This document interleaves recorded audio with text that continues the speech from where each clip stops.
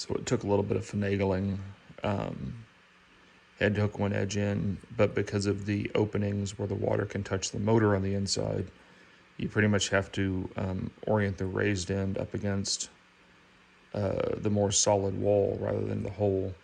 And then you can put the one corner in, lock it into the O-ring, and then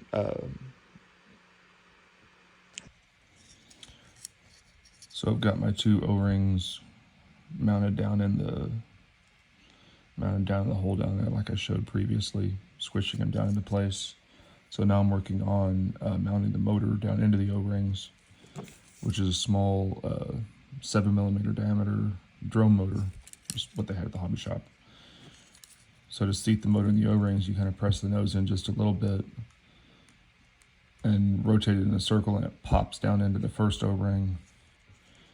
Then as it slides down in, you can feel it touch against the second O-ring whenever it's sticking out about that much. And just apply a small amount of force slowly forward, and it'll pop down into the second O-ring. And then you know the motor is fully seated all the way forward whenever the tail of it is flush with the outside of the housing. And that seats the motor all the way down where the shaft is sticking out, where the impeller can mount to it down in there.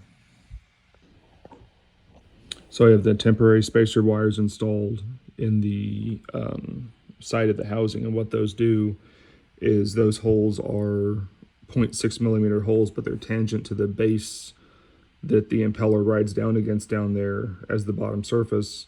And what that does is that lets you put a pair of 0.5mm pieces of 2 pieces of 0.5mm wire through those holes all the way across, and that provides a very precise spacer that whenever you put the Loctite on the impeller and seat it down on the shaft, that holds it at that precise spacing against the bottom of the housing, so you don't push the impeller on too far and cause it to rub against the bottom, because it's very hard to pull the impeller back out to generate more, to put a slightly larger space, especially once the Loctite sets, because it's kind of locked in place.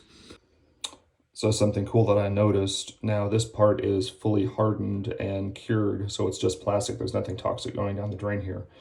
But I noticed this in my cleaning station whenever I was washing it, that because all the fluid is forced into a spiral around the channel into that central chamber, which normally would be the intake, whenever it flows into the output flowing through whenever I was cleaning it, whenever it comes out this end, it actually stays sticking to the outer wall, and will actually stay sticking to the outer wall all the way around the curve to the point that it actually shoots the water back out this way.